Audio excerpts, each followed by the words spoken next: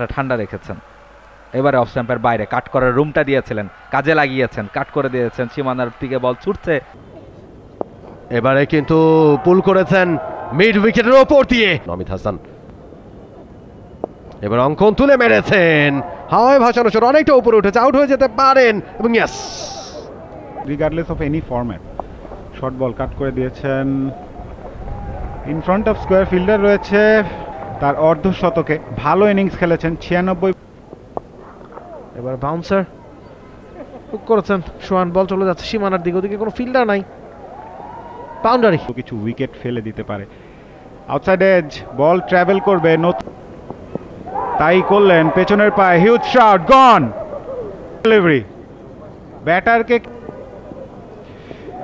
Age এবং out. আরও একটি উইকেটের পতন, পর আরেকটু ফুলার লেংথ ডেলিভারি করেছেন যেটা নাসুম। এবার বিগ শট তুলেছেন সোহানের কাছ থেকে, 7 আবারও চালিয়েছেন, এবার আউট হওয়ার একটা সম্ভাবনা তৈরি হতে পারে, তবে না, আর এবারে বোল্ড হয়ে গেলেন, ক্লিন বোল্ড, রাউন্ড দ্য উইকেটে এসে স্টাম্প উপরে উইকেটে ঠেলে এবারে সজোরে চালিয়েছেন সোহান। লেনক্সকে নিয়ে আসা হয়েছে এবং সজোরে মেরেছেন, রিস্কটা নিয়েছেন, আউট হয়ে ফিরতে হচ্ছে, মুহূর্তে স্কোর। এবারে উঠিয়ে মেরেছেন, লং অনের ফিল্ডার আছেন, catch and gone. 357 all out Bangladesh এ।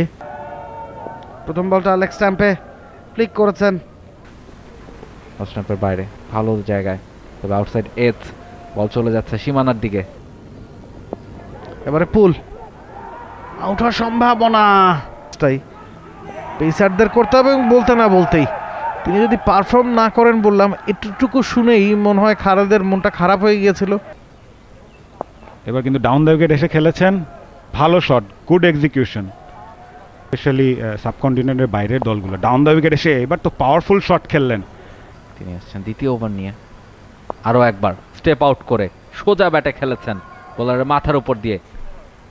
এবার রিভার্স সুইপ এবং ভালো কানেকশন, ফিল্ডার নেই, গ্যাপটা পেয়ে গেছেন। এবার একটা ভালো শট মেক করেছেন খালেদ আহমেদ, বলে নাগালটা পাবেন না, বল চলে